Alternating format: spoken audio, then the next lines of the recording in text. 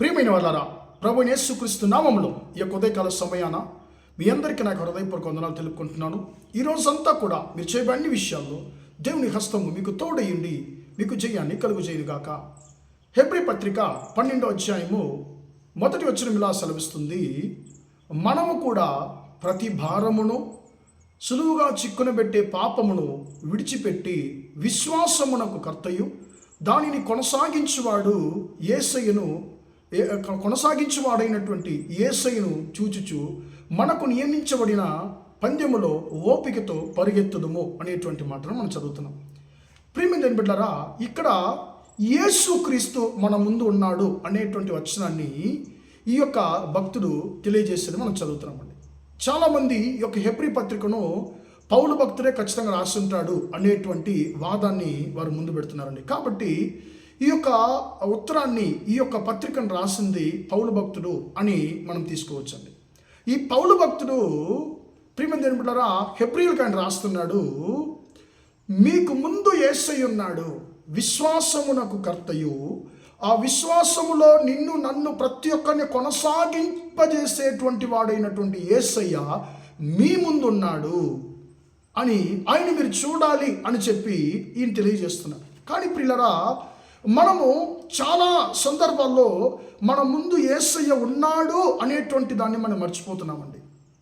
దానిని గురించి కూడా ఈ పౌలు భక్తుడు ఇక్కడ కొన్ని మాటలు తెలియజేస్తున్నాడు. మీకు ముందు యేసయ్య ఉన్నాడు, కానీ మీరు ఆయన్ని చూడలేకపోతున్నారు. కారణం ఏంటంటే మీ జీవితంలో మిమ్మల్ని బాధ పెట్టేటువంటి చాలా విషయాల గురించి మీరు ఆలోచిస్తున్నారు. మీ ఆలోచన అంతా కూడా మిమ్మల్ని ఇబ్బంది పెట్టేటువంటి, బాధ పెట్టేటువంటి ఆ యొక్క సంగతుల మీదే మీ యొక్క దృష్టి ఉంది కాబట్టి మీ ముందు ఉన్నటువంటి యేసయ్యని మీరు చూడలేకపోతున్నారు. అది మాత్రం కాకుండా మిమ్మల్ని పడద్రోయడానికి ఎప్పుడు కూడా పాపము మిమ్మల్ని వెంటాడుతుంది కాబట్టి ఆ పాపాన్ని మాత్రం మీరు చూస్తున్నారు కాబట్టి మీరు యేసయ్యని చూడలేకపోతున్నారు అని నేను అంటున్నానండి. ప్రియమైన బిడ్డలారా, ఇప్పుడు మనం యేసయ్యని చూడాలంటే ఏం చేయాలి? ప్రతి భారమును, అంటే ప్రతి ఒక్క బాధలను మనం త్రోసివేయాలి, ప్రతి ఒక్క పాపమును మనం త్రోసివేయాలి. అప్పుడు మాత్రమే మనం ముందున్నటువంటి యేసయ్యను మనం చూడగలము అనేటువంటి దాన్ని ఈ యొక్క పౌలు భక్తుడు తెలియజేస్తున్నాడు. ప్రియమైన బిడ్డలారా, ఈరోజు చాలామంది కొంతమంది అంటున్నారు, పాస్టర్ గారు నాకు మంచి ప్రార్థనాత్మ దేవుడు ఇవ్వాలని ప్రార్థన చేయండి అంటారండి. ఏం జరిగింది బ్రదర్, ఏం జరిగింది సిస్టర్ అంటే, నేను మోకరిస్తేనే ప్రార్థన చేయడానికి నేను మోకాళ్ళు వేస్తేనే నాకు నా సమస్యలంతా కూడా కళ్ళు ముందు వచ్చేస్తున్నాయి, ఆ సమస్యలంతా కూడా ఆలోచనలు వచ్చేస్తున్నాయి, నాలో ఉండేటువంటి పాప క్రియలు నా ముందు వచ్చి నిలబడుతున్నాయి. కాబట్టి నేను ప్రార్థనలో నా యొక్క దృష్టిని నేను ఉంచలేకపోతున్నాను, నా మనస్సును నేను ప్రార్థనలో ఏకీభవించలేకుండా నేను ఇబ్బంది పడుతున్నాను అని చాలామంది బాధపడుతుంటారండి. ప్రియమైన బిడ్డలారా, యేసుని మనం చూడలేకపోతున్నాము. కారణం ఏంటంటే మనలో ఉండేటువంటి పాపాలు, మనం బాధ పెట్టేటువంటి బాధలు మన కళ్ళు ముందుగా ఉండి అవి అడ్డుబండలుగా నిలబడి మన ముందున్నటువంటి యేసుని మన కళ్ళుకి మరుగుపరుస్తున్నాయి. పౌలు భక్తుడు అంటున్నాడు, నువ్వు యేసుని చూడాలంటే ప్రతి భారమును, ప్రతి పాపమును నువ్వు త్రోసివేయాలి అని చెప్పి ఆయన అంటున్నాడు. ప్రియమైన బిడ్డలారా, మనం యేసయ్యని మనం చూడాలి. ఈ పాపాన్ని, భారాన్ని త్రోసివేస్తే మాత్రమే మనము యేసయ్యను చూడగలము. యేసయ్యని మనం చూస్తే మాత్రమే మన పందెములో మనం ఏం చేయగలమంటే ప్రియులారా, కొనసాగగలము. ప్రియమైన బిడ్డలారా, మనం ముందు చూడాలి కానీ యేసయ్యని చూడాలి. కానీ మనం ఏం చేస్తున్నామంటే మన చుట్టూ ఉండేటువంటి భారాలని, పాపాలను చూస్తున్నాము. కాబట్టి మనకు ఆత్మీయ పరుగులో మనము కొనసాగలేకపోతున్నాము, జయం పొందుకోలేకపోతున్నాము. మనం పొందుకోవాల్సినటువంటి జయాన్ని మన శత్రువులు పొందుకుంటున్నారు. ప్రియమైన బిడ్డలారా, ఒకసారి ఒక వ్యక్తి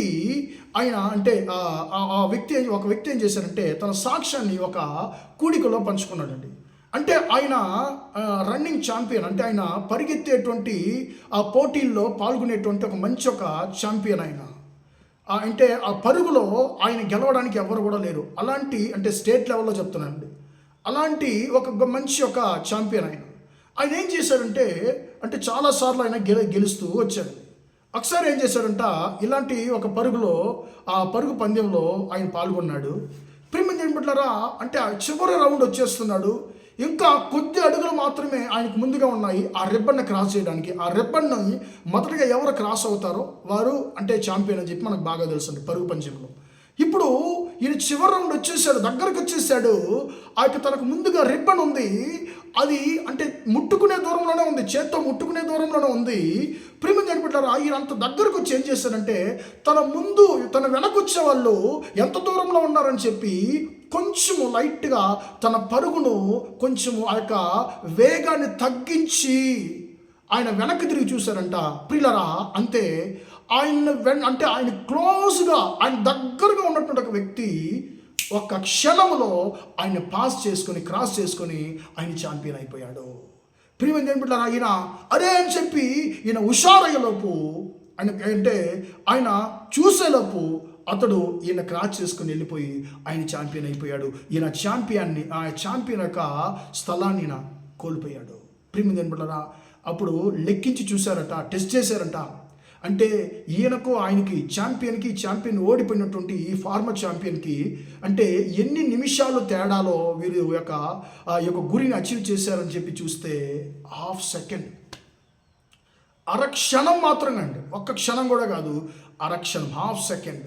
ప్రియమైన దేవుని బిడ్డలారా, ఈయన తను చేసినటువంటి పొరపాటుని తలంచి ప్రియమైన దేవుని బిడ్డ చాలా రోజులు ఆయనకు అసలు నిద్ర పట్టలేదట. చాలా రోజులు దాన్ని మర్చిపోలేకుండా చాలా ఇబ్బంది పడ్డాట. ప్రియమైన దేవుని బిడ్డలారా, ఈ రోజుల్లో మన కొరకు దేవుడు జయాన్ని సిద్ధపరచున్నాడు. నన్ను మాత్రమే చూడు కుమారుడా, నన్ను మాత్రమే చూడు కుమార్తె, అప్పుడు నువ్వు జయాన్ని పొందుకోగలవు. నీ చుట్టూ ఉన్నటువంటి భారాన్ని, పాపాన్ని చూడొద్దని దేవుడు అంటున్నాడు. కానీ మనం ఏం చేస్తున్నామండి, మన కుడివైపు ఎడమవైపు ఉన్నటువంటి భారాలని, పాపాలను చూస్తున్నాం కాబట్టి మన కొరకు దేవుడు నియమించినటువంటి ఆశీర్వాదాలు మనం పొందుకోలేకపోతున్నాము. ప్రియమైన దేవుని బిడ్డలారా, ఈరోజు వాక్యం తెలియజేస్తుంది, మనతో మాట్లాడుతుంది. నీ చుట్టూ ఉండేటువంటి భారాలని, పాపాలను చూడొద్దు, నీ ముందున్నటువంటి యేసయ్యను మాత్రం చూడు. అప్పుడు నీ యొక్క ఆత్మీయ పందెంలో నువ్వు కొనసాగగలవు, నువ్వు జయం పొందుకోగలవని